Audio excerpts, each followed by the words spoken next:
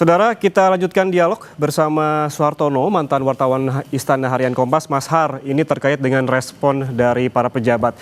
Beberapa demonstrasi kita lihat memang sempat diredam karena memang ada beberapa anggota dewan, termasuk di daerah-daerah, anggota DPRD yang keluar untuk menemui massa aksi, dan juga ada yang sebagai perwakilan begitu masuk untuk berdiskusi. Kalau kita melihat hal ini, apakah ini juga penting dilakukan di Jakarta bahwa DPR menerima secara terbuka massa yang berdemo, yuk masuk sebagai perwakilan untuk berdiskusi? Itu sebetulnya bagus ya dilakukan. Tapi tidak cukup hanya sekedar menemui. Yang paling utama adalah merealisasikan janji. Misalkan Ketua DPR Puan kan menjanjikan akan membatalkan ya, menghapus tunjangan-tunjangan, terutama diantaranya tunjangan perumahan itu. Nah, sekarang publik itu menunggu penjelasan realisasi dari MPR resmi menggelar konferensi pers misalkan untuk mencabut tunjangan tersebut. Lalu juga di daerah juga disampaikan bahwa tunjangan-tunjangan yang dianggap menambah pengeluaran negara di tengah situasi sekarang ya dikurangi atau dihapus sama sekali. Sehingga salah satu poin yang menstimulasi publik untuk marah melakukan aksi di depan-depan DPRD itu akan terrealisasi. Nah, tinggal pemerintah memperbaiki hal-hal lain. Misalkan soal perbaikan program-programnya pemerintah, MBG, lalu soal koperasi merah putih, apakah dana-dana itu benar diterapkan di koperasi atau tidak gitu ya. Nah, saya ingat kemarin kita lihat sama-sama ketika keterangan pers yang dilakukan oleh Presiden didampingi oleh para ketua partai politik di DPR ya, ada Bu Mega. Nah, itu kan Bu Mega saya diinfokan itu memegang kertas dia. Kertas itu yang disampaikan berdasarkan analisis dari partainya bahwa ada sejumlah masalah yang harus diselesaikan oleh pemerintah. Catatan-catatan. Nah, itu yang disampaikan di dalam ratas bersama Presiden. Nah, sekarang masukan-masukan dari partai politik itu apakah akan segera ditindaklanjuti oleh Presiden? Tidak. Untuk perbaikan ekonomi. Misalkan pajak-pajak yang dihapuskan, yang dianggap tinggi misalkan, itu dikurangi. Karena memang sekarang di tengah anggaran negara yang sulit ya, penerimaan pajak untuk semester ini tidak tercapai, jauh sekali. Sehingga pemerintah harus memikirkan bagaimana langkah untuk mendapatkan penerimaan yang baru. Sementara semua impor dan segala macam itu berkurang. Gitu.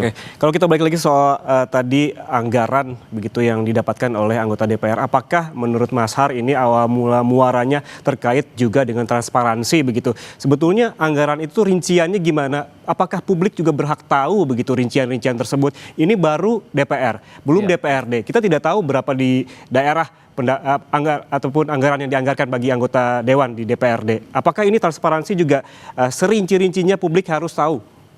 Ya. Apapun yang menjadi pengeluaran negara terutama untuk wakil rakyat, namanya juga wakil rakyat, rakyat yang diwakili harus tahu saya diwakili oleh A sebagai anggota DPR, apa aja yang kamu dapat gitu. Itu yang harus dirinci. Saya dapat cerita begini juga, kemarin ada pejabat di DPR memberitahu saya, itu tolong dong diluruskan. Ini berbeda. Kita semua di publik termasuk Kompas TV menayangkan ada tunjangan listrik. Nah, padahal menurut orang DPR itu nggak benar, itu udah dihapuskan. Kenapa dihapus? Loh, kan kita udah nggak memberikan rumah dinas. Kenapa itu masih ditulis? Lah, bagaimana teman-teman media bisa mendapatkan informasi itu bahwa ada tunjangan listrik? Meskipun sebetulnya logikanya perumahan DPR di Pasar Minggu sudah tidak diberlakukan lagi. Tapi kenapa masih muncul? Itu kan menjadi pertanyaan, menjadi kok tidak jelas gitu. Nah, ini salah satu contoh saja yang harus memang DPR itu merinci semua apa yang menjadi penerimaan anggota DPR itu, sehingga publik bisa merasa diperlakukan adil. Kami ini sudah memilih kalian untuk mewakili kami, untuk bekerja dengan baik. Tapi kami lagi sulit sekarang. Kok kenapa kamu terkesan menghambur-hamburkan anggaran negara? Apakah ini bisa jadi momentum? Betul. Momentum ke depannya agar masyarakat ini perlu tahu apa yang dikeluarkan, apa yang dianggarkan, jangan lagi ada yang ditutup-tutupi. Betul. Apa yang diterima dan apa yang dikeluarkan itu harus benar-benar diketahui detail oleh publik. Entah bagaimana caranya, harus diberitahu sehingga masyarakat tidak menimbulkan pertanyaan-pertanyaan yang akhirnya bertumpuk gitu loh, bertumpuk dan kumulatif. Ada hal-hal yang memancing saja akan terus transparansi dan juga kesenjangan begitu yang memancing kemarahan masyarakat saat ini. Satu lagi sama komunikasi. Oh, cara berkomunikasi pejabat komunikasi kepada publik begitu pada publik itu betul-betul harus ya inklusif lah ya.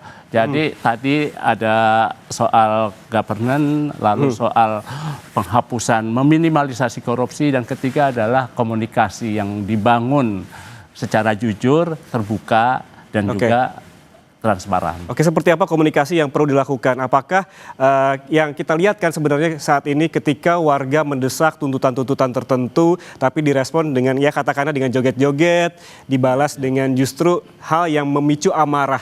Sebetulnya apakah ini menjadi momentum juga untuk wakil rakyat ini diseleksi awalnya adalah memiliki respon terhadap publik yang baik? Ya, haruslah. Jadi sebetulnya di sekolah-sekolah politik ya yang diterapkan oleh sejumlah partai politik untuk kader-kadernya sebelum mereka masuk ke DPR, mungkin ada tambahan pelajaran yang mereka harus dapat adalah bagaimana berkomunikasi dengan konstituen yang sudah memilih mereka itu. Berkomunikasi dengan baik, terbuka dan jujur, lalu juga menyampaikannya. Memang sekarang udah nggak terelakkan ya, sudah ada media sosial. Media sosial gunakan sebaik-baiknya untuk yang bermanfaat, bukan di tengah momentum seperti ini. Misalkan kemarin ada demo ya, ada anggota termuda DPR, ditanya oleh wartawan, jawabannya dia bilang, memang perlu di demo. Mengapa harus demo? Mengapa harus demo? Kan bisa berdialog, bisa dilibatkan lah. Bagaimana dilibatkan? Sejumlah undang-undang yang dibahas dengan super cepat itu tanpa melibatkan publik. Jadi kadang publik terkaget-kaget dalam beberapa minggu atau beberapa bulan saja sudah muncul RUU yang sebetulnya tidak ditunggu-tunggu. Nah, RUU yang ditunggu misalkan kayak perampasan aset malah tidak muncul gitu loh. Oke, bahkan ini sepertinya bisa dijadikan momen bagi para demonstran, tadi mahasiswa menyampaikan sejumlah tuntutan bukan lagi cuma terkait soal anggaran DPR, tapi juga RUU perampasan aset yang hingga saat ini belum disahkan begitu. Ini saatnya mahasiswa dan juga gerakan-gerakan mahasiswa untuk menyampaikan ini sudah tepat? Ya, menurut saya sudah tepat karena selama RUU perampasan aset misalnya belum dibentuk, sekarang sudah ada perampasan aset oleh masyarakat secara langsung. Nah, jadi memang ini momentum. Momentum DPR untuk memenuhi semua realisasi janji-janjinya itu. Ini jadikanlah momentum untuk perbaikan. Semoga ke depan sudah tidak ada lagi gitu ya. Kan sekarang sudah ancamannya keras ya. Kalau ada aksi radikal, anarkis, langsung tembak di tempat. Meskipun ada catatannya dengan peluru karet gitu ya. Meskipun di beberapa media sosial muncul orang yang terluka parah, masa peluru karet sampai luka parah begitu ya. Bahkan kan ada yang sampai terjungkal di jalanan itu. Udah terjungkal digebukin pula gitu ya. Tadi juga saya ada cerita juga, sekarang udah muncul informasi bahwa kalau masa aksi masih melakukan aksinya anarkistis, anarkistis itu langsung tembak di tempat dan habis ditembak di tempat, mayatnya hilang. Wah, mengerikan ya kalau gitu ya, Mas Har. Jadi memang ini yang sudah pada tahap sulit begitu ya. Karena kalau sudah malam, kita khawatir ini akan memancing ya. Yang kita harapkan adalah tetap pendekatannya adalah supremasi sipil, Tapi demokrasi. kalau kita lihat dari pernyataan-pernyataan para demonstran ketika memang terjadi kericuhan dan kerusuhan ketika malam hari, mereka merasa bukan lagi massa yang melakukan demonstrasi dari siang sampai sore hari yang menyerukan tuntutan-tuntutan kepada pemerintah dan juga DPR begitu. Jadi massa yang di malam hari melakukan pembakaran adalah massa yang berbeda. Pendapat Anda seperti apa? Ya, betul. Kelihatannya berbeda masa yang itu, daya tahannya juga, tapi ada juga yang menyampaikan ke saya, itu ada di balik lokasi-lokasi demonstrasi itu ada dapur umum yang disiapkan. Lalu ada orang yang membagi-bagikan duit gitu ya. Lalu ada yang membagikan makanan, minuman, sehingga energinya mereka tetap ada gitu ya. Jadi, belum kalau yang tadi saya bilang, cerita teman saya, ada harian yang memberitakan soal investigasi, ada massa yang diangkut dari Cimahi misalnya, dan salah satu massa itu orang yang diangkut itu tercecer, ketinggalan gitu loh. Akhirnya dia nggak berdaya, handphonenya dititipkan ke pimpinan rombongan dan dia tertinggal dari rombongan yang lain. Itu diwawancari oleh wartawan itu pada hari Sabtu pagi. Mas Har yang sudah malang melintang di dunia jurnalistik begitu pasti bukan pernah lagi begitu, seringkali meliput dari demonstrasi ke demonstrasi, dari masa ke masa begitu.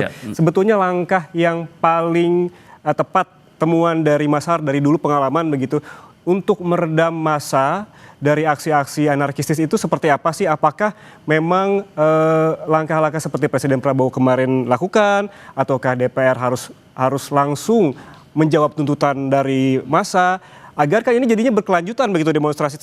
Sepertinya ini seolah-olah tidak selesai-selesai begitu, Mas Har. Iya.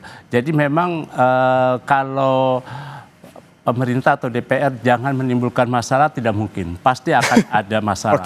Hanya ketika masalah muncul pertama kali, itu harus sudah ditangani dengan baik.